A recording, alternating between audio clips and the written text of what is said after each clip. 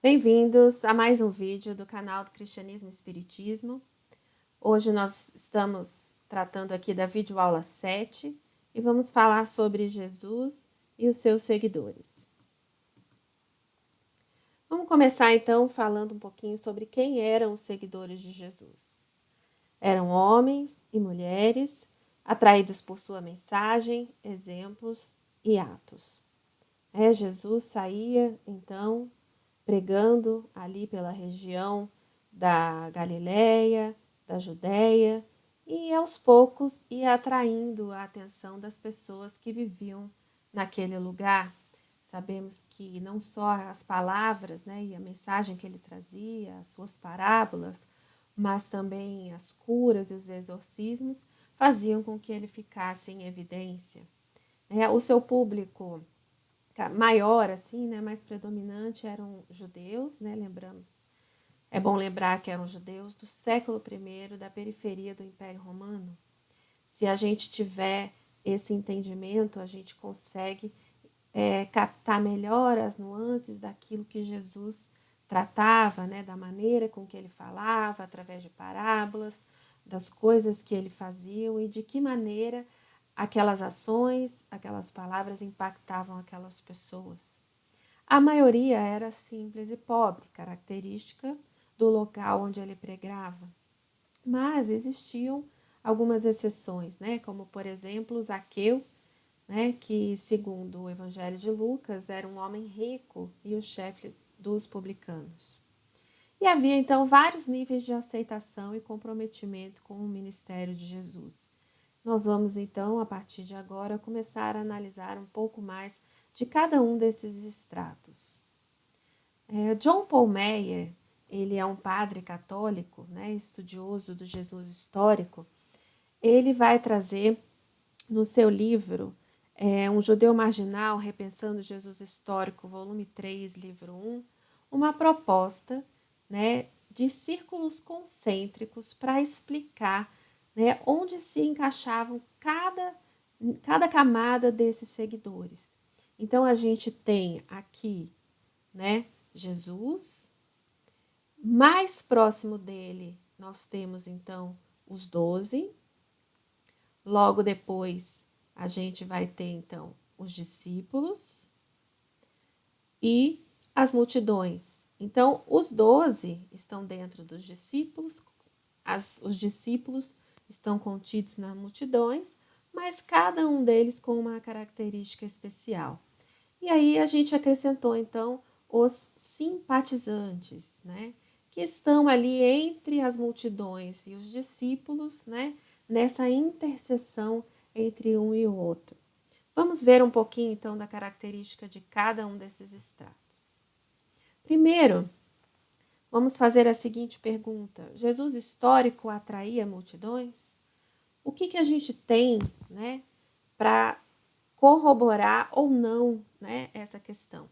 E aí é bom a gente lembrar, quem está acostumado a assistir os nossos vídeos, quem faz o nosso curso, quem já assistiu os vídeos anteriores, sabe que o foco do nosso curso é o Jesus histórico.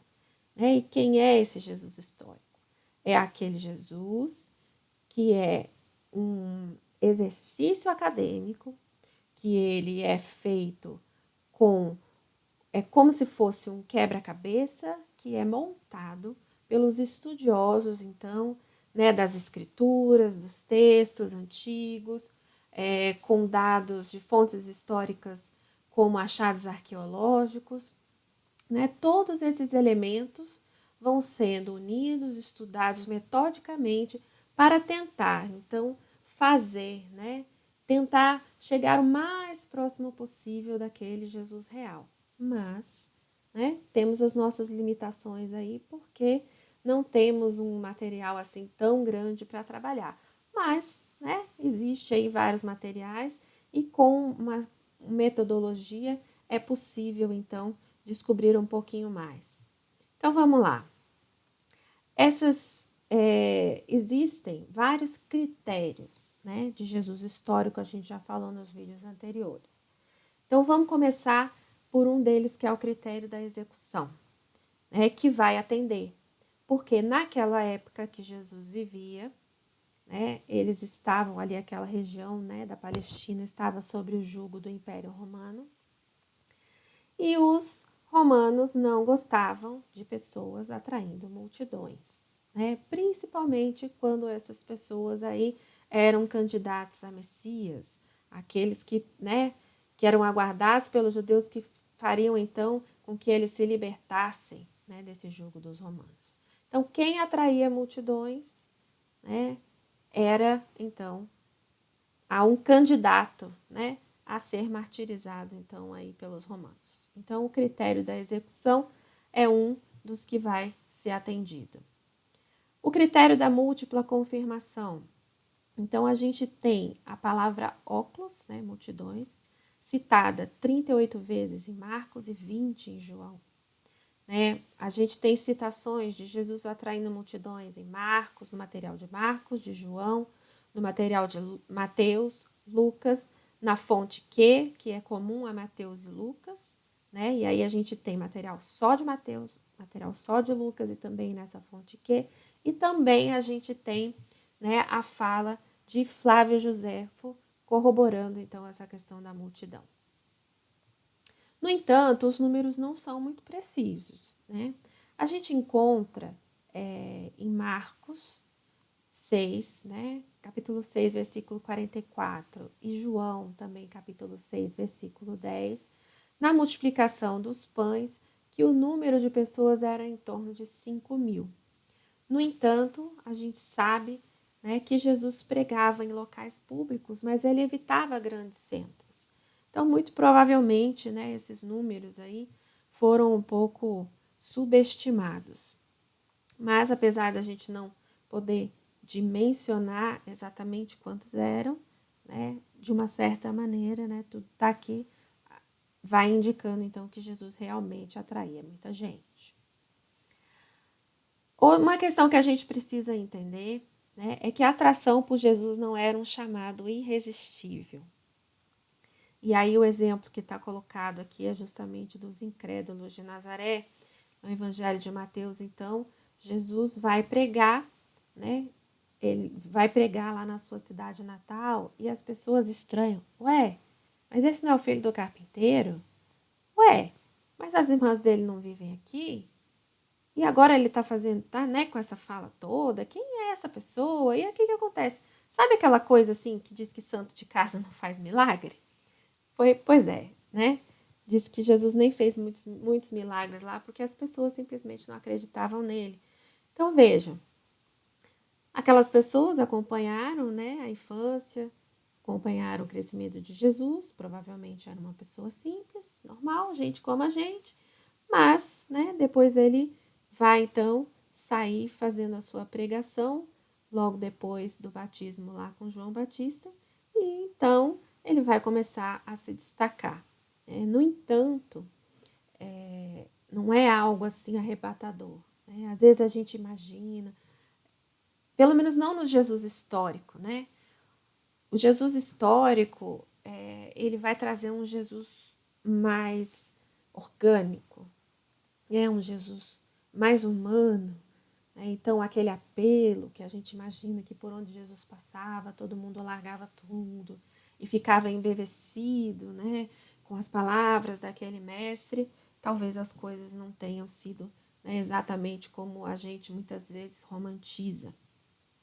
E aí, dentro dessas multidões, existiam vários tipos de pessoas. Curiosos, né? Quem que é esse cara aí que está fazendo milagre, exorcizando, falando, vou lá ver, né, o que está acontecendo.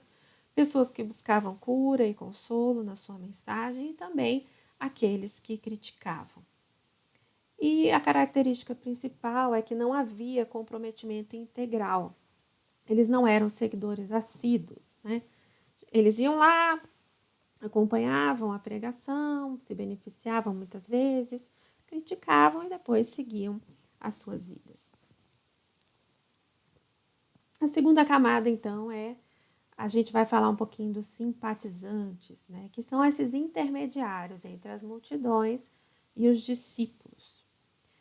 Eles, por quê? Né? Eles participavam dessas pregações, né, ouviam, muitas vezes se beneficiavam, mas não deixavam as suas casas para seguir, não acompanhavam Jesus o tempo todo no seu ministério. Eles eram muito importantes porque eles providenciavam hospedagem e alimento, né? E Jesus tinha com eles, então, encontros casuais. Alguns exemplos, né, dos simpatizantes. Então, a gente pode colocar Marta e Maria, né, que apesar de terem contextos diferentes, né, em Lucas e João, e da gente, quando a gente faz uma leitura, a gente entende ali que tem uma carga teológica, no sentido de que essas duas mulheres, né, seriam exemplos de ideais cristãos a ser imitados.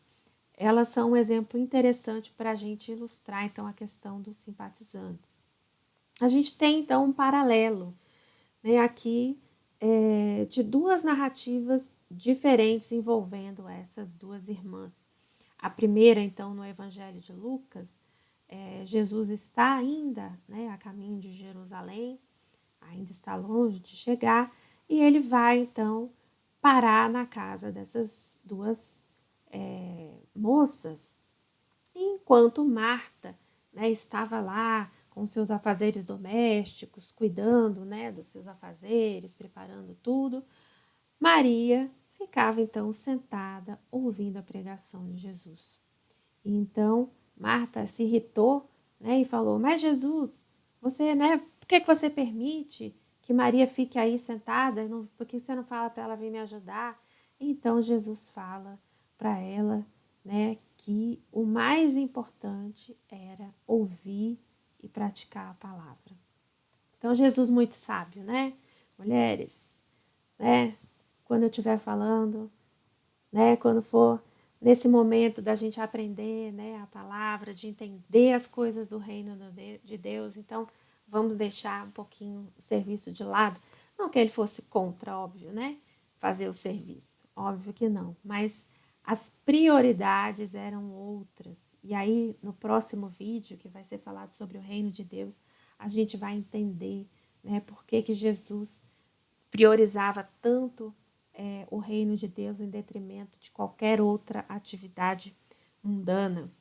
Em João, a gente vai encontrar também Marta e Maria, mas já vivendo ali bem pertinho de Jerusalém, e elas nesse contexto de João, elas são irmãs do Lázaro, né, aquele que Jesus teria ressuscitado. E aí já não tem mais essa questão do serviço doméstico, apesar, né, de que Marta está de novo, né, servindo à mesa ali, porque Jesus está jantando na casa deles. E Maria, então, vai ser aquela que vai ungir os pés de Jesus com óleo perfumado, né, enxugando com os seus cabelos. E Jesus vai, então, reconhecer, né, esse ato de Maria, apesar, né, de alguns terem criticado, porque era um perfume muito caro, mas ele reconhece, então, né, que ela fez aquilo porque ela já estava preparando Jesus para a sepultura, ou seja, Jesus, né, já prevendo que não duraria muito tempo, e aí você não precisa ser, não precisaria nem ser um grande profeta, né, para entender que, né, como eu falei, ele vinha juntando multidões, né, ele fazia, contestava coisas do status quo, estava indo para Jerusalém no momento da Páscoa, né, que era um momento muito sensível, então a gente tem Jesus reconhecendo esse ato de Maria.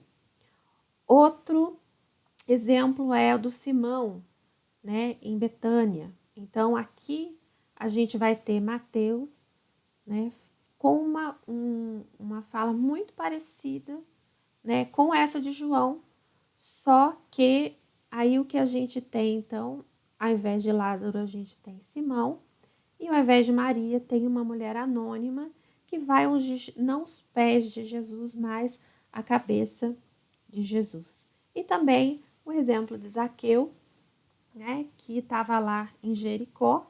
Jesus chega na cidade, Zaqueu era um homem muito baixinho, e aí então ele sobe lá na árvore, né, para poder conseguir ver Jesus. E aí Jesus fala para ele, né? Zaqueu, desce daí que hoje eu vou jantar lá na sua casa. E aí as pessoas começam a criticar quem tem em volta, e é importante a gente lembrar isso. A gente acha que todo mundo que seguia Jesus, todo mundo que estava na multidão, era porque gostava da palavra. Não, não, não, né? Tinha muitos críticos e falava assim, olha, já vai ele comer na casa do pecador, né? Porque Zaqueu era um publicano, um cobrador de impostos que era odiado, né? Pelos judeus, e não é, né? Assim, sem motivo, porque afinal, né? Quem gosta de pagar imposto, né? Ninguém. E aí o que acontece, né? Jesus vai então jantar na casa dele, e aí Zaqueu vai falar então que ele ia dividir, né, metade dos bens que ele tinha, se ele tinha roubado de alguém ele ia devolver, e Jesus fica então muito feliz, né, com essa atitude, porque na realidade a mensagem de Jesus era para aqueles, né, que estavam no erro, para que aquelas pessoas mudassem, né, de vida, não era só algo da boca para fora. Vamos falar um pouquinho então agora sobre o discipulado, né, do Jesus histórico. As características, tá? Primeiro, não tinha um local fixo, nem estudo formal, nem um tempo de formação.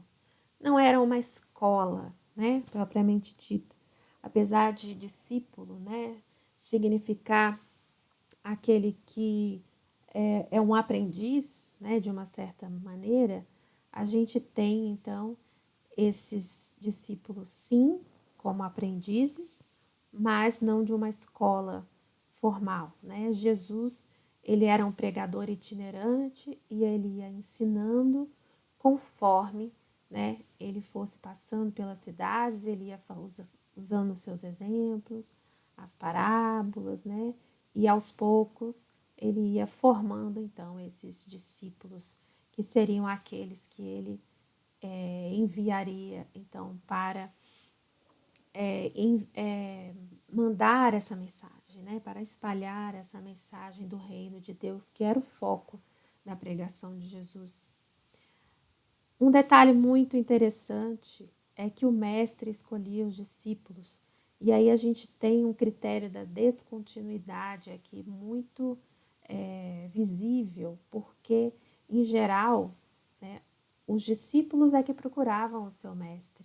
Então, a gente tem o exemplo do Flávio Josefo, por exemplo, que conta, né, que ali na sua juventude ele quer aprender, né, sobre as nuances judaicas, então ele vai atrás, né, de alguém que o ensinasse. E ele acaba, no final, então, se tornando um fariseu. Mas nesse caso é diferente, né? É óbvio que Jesus atraía multidões, mas aqueles, né, que eram os seus discípulos mais próximos eram escolhidos por ele. Teoria e prática era o que Jesus ensinava. Ele ensinava e ele vivenciava. E isso também é muito marcante. Assim como o uso de parábolas e exemplos simples, né? Como o público de Jesus era um público simples, normalmente camponeses, pescadores, né? Ele donas de casa, ele utilizava então esses exemplos do dia a dia para que a sua mensagem, né, penetrasse naquele povo, né, e que as pessoas conseguissem então guardar e compreender melhor. Então, fazendo um resumo então, né, do discipulado, a gente tem que esse discipulado era uma proposta de vida, né, que havia riscos, que era necessário ter dedicação integral e que esses discípulos recebiam os carismas e a missão de anunciar o reino de Deus. Os carismas, então, é o dom, né, de cura, o dom do exorcismo, né, o dom da palavra. E ele, então, Jesus treinava, né, digamos assim, esses seus discípulos e depois, em algum momento, enviava em missão para anunciar o reino de Deus. Lembrando que ele era um mestre, né, que ensina, mas também que ele era um profeta, né, que fala em nome de Deus, né, que transmite as mensagens de Deus, e também um taumaturgo, né, aquele que faz curas, né, e milagres. Então, sobre os discípulos, né, vamos ver a questão da historicidade do termo discípulos. Em grego, né, e aí lembrando que os evangelhos foram escritos em grego, apesar de Jesus falar aramaico, a gente tem a palavra matetes, com discípulos, e matetai, que seria discípulo, e matetai no plural, que seria discípulos. Essas palavras vão aparecer 72 vezes em Mateus, 46 em Marcos, 37 em Lucas e 78 em João. Então, aí atendem, né, e muito ao critério da múltipla confirmação. Outro critério que atende ao critério da coerência na questão de João Batista e Jesus, porque ambos tinham discípulos. E muitos dos estudiosos de Jesus histórico entendem que o próprio Jesus teria sido um discípulo do Batista. Jesus se deixa batizar por João, João tinha os seus seguidores, e alguns dos discípulos de Jesus teriam então saído, né, desse núcleo de discípulos do João Batista. Um outro critério interessante aí é o da descontinuidade, porque o termo discípulos ele é muito raro, né, na primeira aliança. Ele está completamente ausente nas epístolas. O que a gente vai encontrar nas epístolas é o termo apóstolo, que já tem um outro significado, né, que é aquele que vai em missão anunciar o reino. E ele é bastante incomum no cristianismo primitivo, né?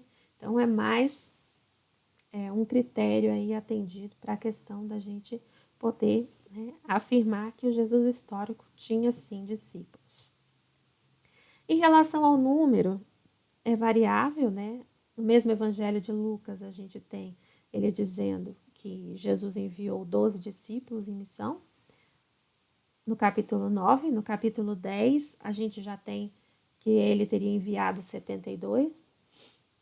Então, não tem como saber ao certo o número, mas ao que tudo indica é mais do que 12, porque a gente tem, né, além dos 12, que a gente vai ver ali mais na frente, a gente tem alguns outros que teriam sido chamados por Jesus, como, por exemplo, Natanael. E existem 3 tradições diferentes de chamado.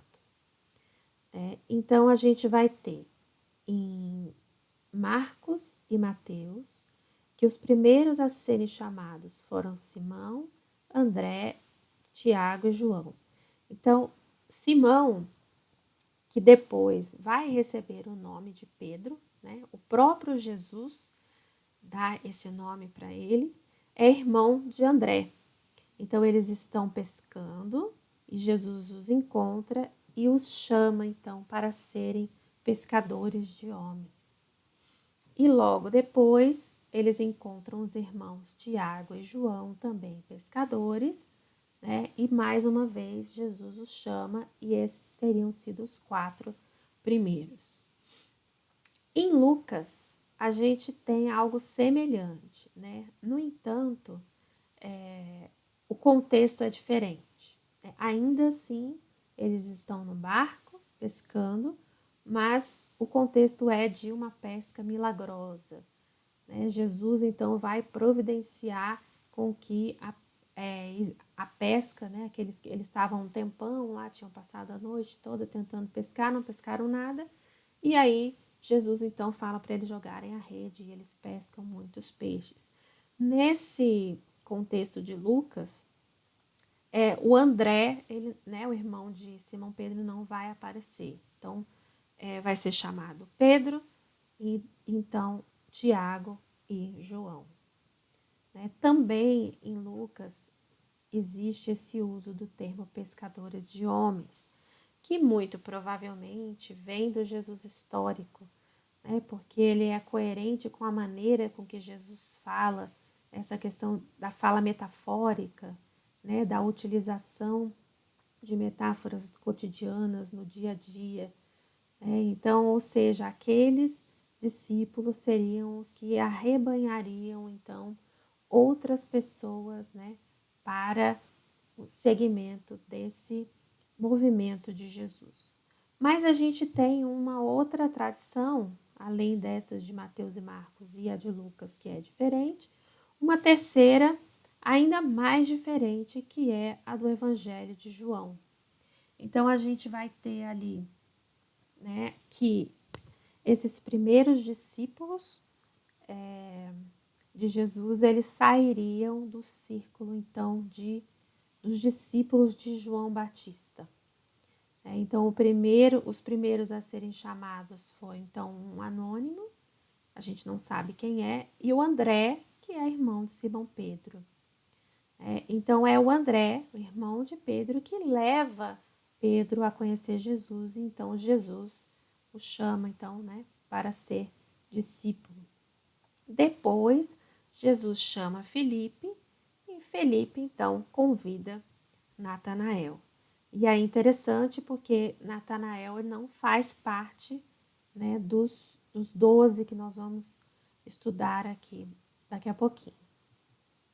Então, vamos ver então quais eram os critérios, né, do Jesus histórico que a gente tem, então, assim, para que alguém, né, seja considerado discípulo. Vamos lá, o checklist.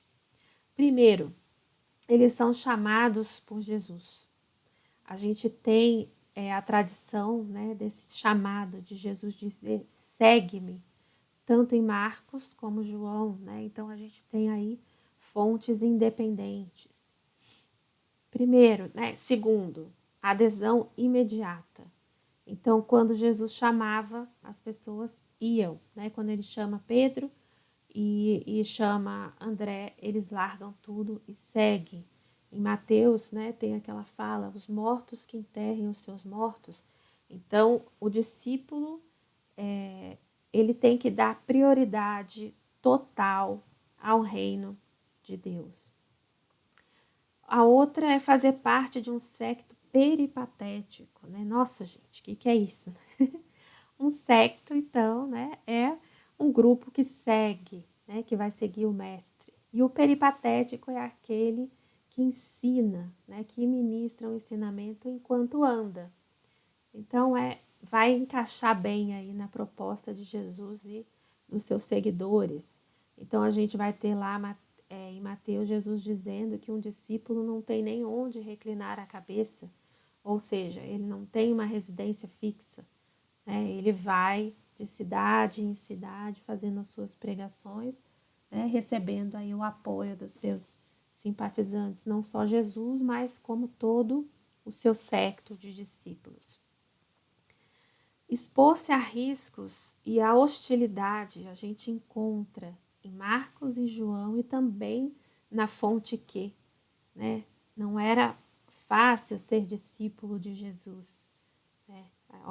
Não era mesmo, né, gente? Tem que ser adesão imediata, você não tem onde encostar a tua cabeça e você ainda se expõe a risco. Né? Em Mateus a gente tem Jesus dizendo, tome sua cruz, né? Quem quiser vir após mim, tome sua cruz. Ou seja, o que significa tomar a cruz? É correr risco de morte. Quem quiser salvar a vida, vai perdê-la. E Jesus deixava bem claro, né, para que não houvesse dúvida de que aqueles discípulos estavam se arriscando. Também na questão da família, né, a família seria dividida, então a gente tem confrontos, né, inclusive dentro da família de Jesus, né, que Jesus, os irmãos de Jesus não acreditavam nele. A gente tem a passagem lá que vai falar que ele foi, então estava lá em Nazaré, e aí os irmãos vão atrás dele, né, pensando que ele tinha perdido o juízo, ou seja, esse meu irmão tá maluco, né? O que ele tá falando? O que ele tá dizendo? E aí, mesmo dentro desse âmbito familiar, né, haveria rupturas. E aí a gente tem que entender que quando Jesus deixa sua família lá em Nazaré e vai então, né, para ali as margens do Rio Jordão, é batizado e ele não volta mais para sua cidade, para né, o convívio com os seus familiares, mas porque ele inicia a sua pregação itinerante, a gente tem que entender que isso naquela época era algo que não era o esperado. O que se esperava de um filho é que ele cuidasse dos pais na velhice, que ele os assistisse, que ele trabalhasse, né, no mesmo ofício, na mesma terra, e que se mantivesse ali apoiando a família. Então, essa ruptura de Jesus é algo assim que chama a atenção, né, como um comportamento que é descontínuo, né, do que se espera, né, e ao mesmo tempo quase que escandaloso, né, digamos. Com certeza ele teria sido criticado, pelo menos, né, por aqueles da sua família, aqueles mais próximos que não faziam parte do grupo de discípulos de Jesus, mas que vão aparecer, né, entre os seguidores ali, aqueles que deram continuidade na igreja primitiva, e nós vamos ver isso então numa aula mais para frente. E depois, né, por último, deveria que ter um comprometimento total. Então aquele grupo se comprometia totalmente, viver aquela proposta, mas eles não eram excludentes, era um grupo muito unido, mas conviviam muito bem, né, com outras pessoas, né, como Jesus era conhecido por ser amigo de publicanos e pecadores, né, e estar ali envolvido com essas pessoas, porque os pecadores, né, os doentes, eram as pessoas que mais necessitavam ouvir, né, a mensagem que Jesus tinha para falar. Jesus histórico tinha discípulas, né? Vamos analisar aqui rapidamente. Sobre a questão de Jesus e as mulheres. Primeiro, vamos ver o critério da múltipla confirmação. A primeira cura de Jesus em Marcos foi na sogra de Pedro. Foi uma cura até muito conveniente, porque ela estava doente, e aí Jesus vai, cura, ela levanta e vai fazer o jantar, né? Então foi bem conveniente. Vamos lá. Marta e Maria, a gente já falou delas como simpatizantes.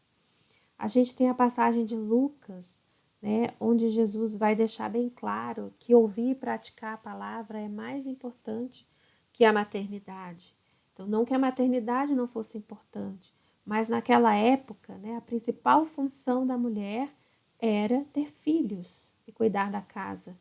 Mas Jesus diz, né, que mais importante, então, é ouvir e praticar a palavra. O foco dele, né, na questão do reino de Deus demonstra que também, né, as mulheres estariam aí incluídas dentro dessa proposta. Em Lucas, capítulo 8, a gente vai ter um exemplo interessante que demonstra que as mulheres sustentavam, algumas dessas mulheres sustentavam o ministério e que existiam mulheres casadas. O trecho é o seguinte: ele andava por cidades e povoados, pregando e anunciando a boa nova do reino de Deus. Os 12 os acompanhavam, assim como algumas mulheres que haviam sido curadas de espíritos malignos e doenças. Maria, chamada Madalena, da qual haviam saído 7 demônios, Joana, mulher de Cusa, o procurador de Herodes, Susana e várias outras, que o serviam com os seus bens. Então, daqui a gente tira várias informações interessantes. Primeiro, essas mulheres tinham bens e esses bens, então, eram utilizados na manutenção desse movimento de Jesus. Então, Jesus, pelo menos em parte, ele e os seus discípulos eram mantidos por mulheres de posse. Existiam mulheres casadas, como a mulher de Cusa, e aí a gente tem, né, algo que vai chamar bastante atenção, porque não é de se imaginar, né, que um movimento itinerante com um homem solteiro tivesse mulheres casadas, mas aqui, né, está o exemplo. E também Maria Madalena, né, que foi uma daquelas que foi exorcizada por Jesus. E a gente tem, então, que aqui Jesus, lá no início, andava por cidades e povoados, pregando e anunciando, os 12 e as mulheres os acompanhavam. Então, ele coloca aqui no mesmo patamar, né, aqueles 12, que a gente vai ver mais para frente, e as mulheres que o acompanhavam da mesma forma. Havia também mães de discípulos, né, a gente encontra a mãe de Tiago menor, e também a mãe de Tiago e João, os filhos de Zebedeu, né, como você precisava largar a casa, largar a família e seguir, talvez algumas dessas mães zelosas, então, resolvessem acompanhar o movimento para cuidar, né, dos seus filhos. Havia mulheres na crucificação e no túmulo vazio, tanto nos sinóticos como em João, né, e com algumas diferenças, mas Madalena, por exemplo, estava em todas. E a palavra discípula, né, em aramaico, apesar de não existir, né, você não quer dizer que você não pudesse ter discípulos. Né? Seria o mesmo que a gente falasse, por exemplo, antes de existir a palavra espírito, espírito não existia. Ou antes de existir a palavra cachorro, cachorro não existia. Né? O fato de não existir uma palavra não quer dizer, né, que algo historicamente não seja possível. No entanto, a palavra em grego, o plural matetai, poderia incluir as mulheres. É como a gente diz assim, se hoje a gente dissesse, fulano estava no bar com os seus amigos. Se a gente diz amigos, poderia ter homens ou mulheres, né? É o mesmo caso, então, dessa palavra. Se a gente fala discípulos, poderia, inclusive, incluir as mulheres.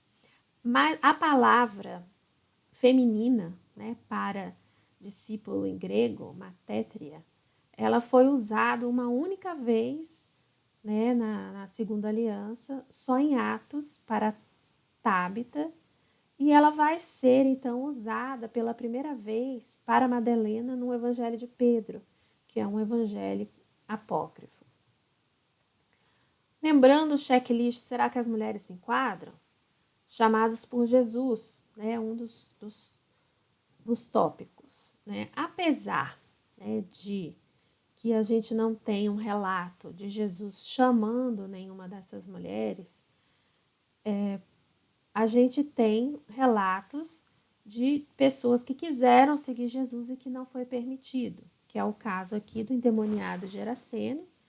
Né? Logo após de ter sido exorcizado, ele pede para Jesus para o seguir e Jesus fala que não, que era para ele voltar então para sua casa e contar o que aconteceu. A gente tem o caso da Maria Madalena, que também teria sido exorcizada, mas ela, né, fez parte desse grupo aí que acompanhou Jesus durante a sua pregação. Então Jesus poderia ter simplesmente falado assim, não, você não vai me seguir, né? Você não vem. E no entanto, a gente não tem, né, um relato nem dizendo que sim, nem que não, mas no mínimo ele permitiu que aquelas mulheres estivessem ao lado dele. Sobre a questão da adesão imediata, mais uma vez a gente não tem um relato, mas tudo indica, por exemplo, que a adesão de Maria Madalena teria sido logo após, né, o fato dela ter sido exorcizada, provavelmente já vai atrás então de Jesus, né, e passa a segui-lo. Fazer parte de um séquito peripatético a gente já viu anteriormente, né, os 12 e as mulheres o seguiam, e expor-se a riscos e hostilidade ainda mais do que os homens. Né? Porque uma mulher sozinha ou uma mulher casada, né, com aqueles homens, viajando por aí, né, sem ter um pouso, né, sem ter uma casa, com certeza seriam mal vistas pela grande parcela da população da época. Então, a gente tem aí o critério do constrangimento, né, que fica bastante óbvio, e que a gente ainda pode destacar, por exemplo, que as mulheres enviadas para pregar não teriam nenhuma credibilidade, porque né, Jesus enviava de tempos em tempos, né, seus discípulos para pregar, então é um critério assim, poxa, será que alguém ia inventar? O constrangimento ele é assim, será que alguém ia inventar uma coisa tão escandalosa? Provavelmente não. Se né, se as pessoas não inventariam isso por um motivo teológico ou qualquer que fosse, então provavelmente isso aí é histórico. E o critério da coerência, né, da tradição de Jesus se preocupar com os grupos oprimidos e hostilizados, e era muitas vezes o que acontecia com essas mulheres, né? As mulheres, quando casavam, saíam, faziam parte da família dos seus esposos, aquelas que eram divorciadas ficavam desamparadas. Então, as mulheres eram realmente, né, uma camada sensível ali da população. O Jesus histórico teve discípulas. Vamos ver o que o John Paul Maier nos diz. Lembrando que ele é um padre católico, né? E é importante a gente lembrar disso, para a gente ver como ele consegue fazer esse exercício, né, da busca do Jesus histórico sem que isso altere a sua fé. Por esse nome, não. Na realidade, colocando de lado a questão de um chamado implícito, sim. A visão de mulheres, em alguns casos, sem a proteção de maridos, as acompanhando, viajando através de uma região rural da Galileia, com um homem solteiro que exorcizava, curava e as ensinava da mesma forma como fazia os seus discípulos homens, provocava comentários. Jesus era estigmatizado como glutão, beberrão, amigo de publicanos e pecadores, endemoninhado e louco. Um séquito de partidárias viajando sem maridos, algumas das quais antigas endemoninhadas, que agora davam dinheiro ou alimentos, só aumentava o escândalo em uma sociedade camponesa tradicional. Porém, com ou sem escândalo, Jesus lhes permitia segui-lo e servi-lo. Quaisquer que sejam os problemas de vocabulário, a conclusão mais provável é que ele considerava as mulheres como discípulas. E para a gente fechar aqui, só algumas curiosidades para a gente saber o que a gente sabe da Madalena histórica. E, né, o que a gente tem aí? Que ela estava entre as que seguiam e serviam Jesus desde a Galileia e o acompanhou a Jerusalém. Que ela teria sido libertada de 7 demônios, mas a gente só tem isso explicitamente falado em Lucas.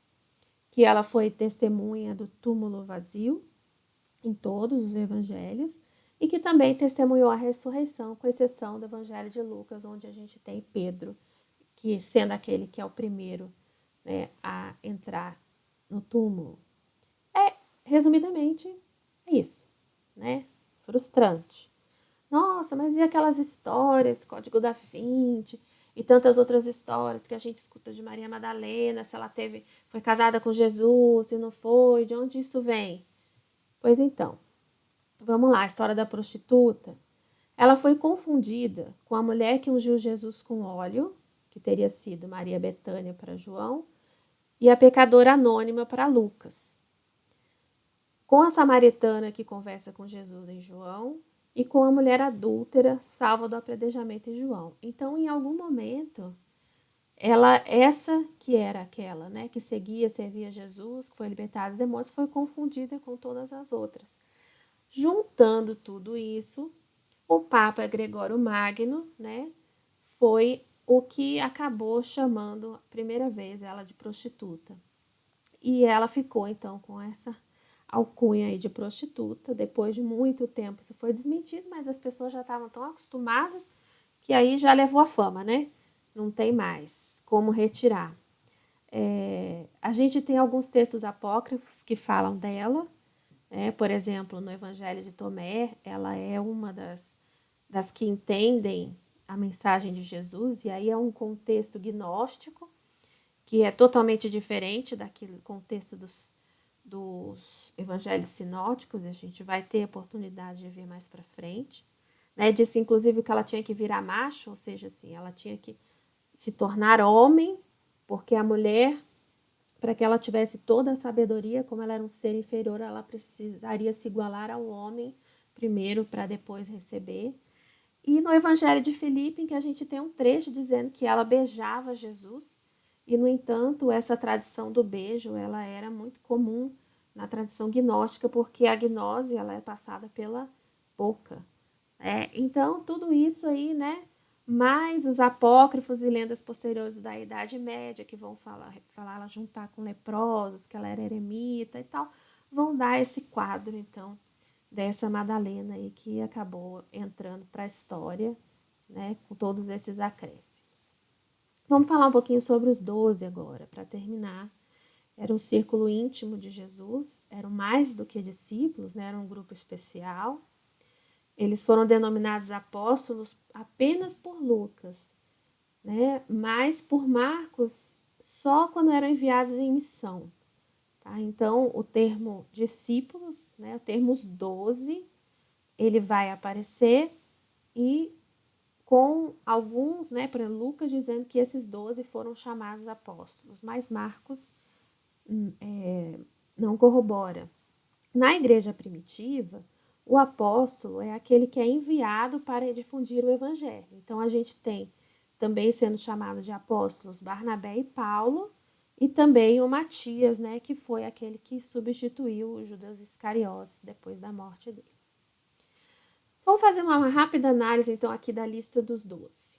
Né? Então, a gente tem 4 listas. Uma de Marcos, uma de Mateus, uma de Lucas e uma de Atos. Lembrando que Lucas e Atos, né, esses 2 livros foram escritos pelo mesmo autor. São iguais, praticamente iguais, com a diferença que aqui em Atos a gente não tem mais o Judas Iscariotes, é óbvio, né? Porque já é uma história pós-pascal, né? Depois da morte de Jesus, Judas já estaria morto também. Então, o primeiro grupo, ele coincide apenas com alguns detalhes. Então, o Mateus, ele vai organizar por irmãos. Então, Simão e André, que são irmãos, e Tiago, filho de Zebedeu, e João. Então, esses primeiros 4 seriam Simão, André, Tiago e João. Né? Depois, um segundo grupo de 4, que vai ser, então, Felipe, Bartolomeu, Tomé e Mateus. Apenas o Mateus vai, então, colocar como ele sendo publicano. A gente vê Mateus nas 4 listas, mas como publicano apenas Mateus, tudo indica que ele fundiu o Levi, que era o publicano, com esse Mateus, e seriam pessoas diferentes, Mateus e Levi, pessoas separadas, e que ele fundiu, então, falando então que Mateus seria publicano. O terceiro grupo já vai ter alguma diferença. Né? Então, a gente vai ter o Simão, né, conhecido como Cananeu, Marcos e Mateus, e chamado de Zelote em Lucas e Atos, porque, em geral, né, quem escreveu o Evangelho de Lucas e Atos não gostava de usar palavras em aramaico, né? Ele evitava. Mas é a mesma pessoa. Marcos e Mateus, a gente tem Tadeu. Mas, em Lucas e Atos, a gente não vai encontrar Tadeu. A gente vai encontrar Judas de Tiago.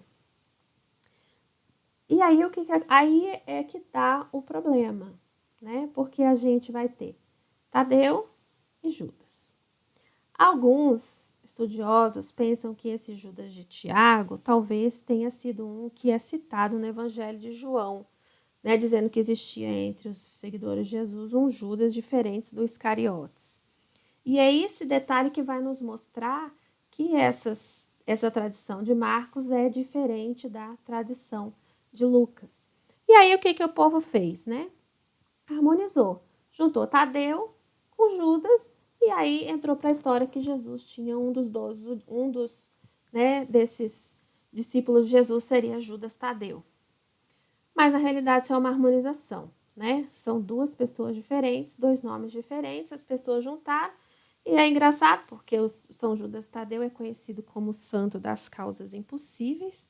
E, na realidade, é impossível, né, que ele tenha existido. São 2 pessoas diferentes, mas tem até relíquias dele aí, né, em igrejas por aí. Mas, vamos lá. Então, continuando, em relação ao Evangelho de João, né, não há uma lista, mas ele confirma no capítulo 6, versículo 67, que eram 12. E João, ele vai incluir ainda um que é o discípulo amado. que é anônimo. Em nenhum lugar do Evangelho esse discipulado recebe um nome. A tradição, né, ficou, então, entendendo que ele seria o João, filho de Zebedeu. Mas, ao que tudo indica, né, não há nenhum nome para ele. Vamos ver, então, um videozinho rapidinho aqui falando sobre os apóstolos. Historicamente falando, eu não imagino que Jesus fosse cercado por uma multidão. Maria Madalena e as mulheres ficaram de vigília. Mas os apóstolos, os discípulos em quem Jesus mais confiava, não estavam lá. Eles estavam claramente ausentes.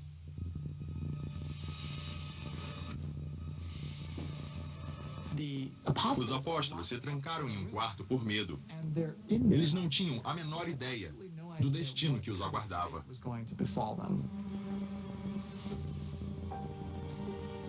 Parece que eles se esconderam, o que faria sentido. Se Jesus foi preso por motivos políticos por se declarar o rei, quem o seguisse também teria sido condenado como insurgente. Eles sabiam que, a qualquer momento, os guardas romanos poderiam bater na porta para prender e executá-los também. Esses homens cujo mundo havia sido virado de cabeça para baixo são os 12 escolhidos de Jesus. O mais importante sobre os apóstolos é o nome, os 12. Por que não 9 ou 14? 12 é um número muito simbólico. São as 12 tribos de Israel. Assim como houve uma vez 12 tribos, deveria haver 12 apóstolos. Eles eram judeus que viviam na Galileia. Nos evangelhos, alguns são descritos como os pescadores. Então sabemos que a maioria era comerciante. Eles não tinham nenhum estudo formal sobre assuntos religiosos, não mais do que qualquer outra pessoa da época teria. Jesus apareceu e fez uma proposta muito radical. Por que você não deixa a vida que sempre conheceu durante todo o seu tempo nesse planeta para me seguir? Eu tenho umas ideias malucas. Mas os nomes, quem eram essas pessoas exatamente, não fica muito claro. Todos os evangelhos mencionam os 12. Alguns listam esses 12, mas os nomes são diferentes. Se existe um grupo de referência entre os apóstolos, não são necessariamente os 12. Na verdade, são 3 dos apóstolos: Pedro, Tiago e João, filhos de Zebedeu. Jesus sempre conversava com eles em particular para dar instruções e fazer revelações especiais. Eles estavam lá desde o começo. Pedro é o mais conhecido entre os 12 discípulos, porque ele era o braço direito de Jesus. Ele originalmente não se chamava Pedro. Esse foi o apelido que Jesus deu a ele. O nome veio do grego Petra, que significa pedra. Mas quando lemos sobre a vida de Pedro, ele não parece uma rocha. Parece mais areia movediça. Como quando cortou a orelha de um dos homens enviados para prender Jesus e horas depois negou conhecê-lo. Quando perguntado se conhecia ou estava viajando com Jesus, ele negava prontamente qualquer envolvimento com essa pessoa. A tradição diz que Pedro mentia.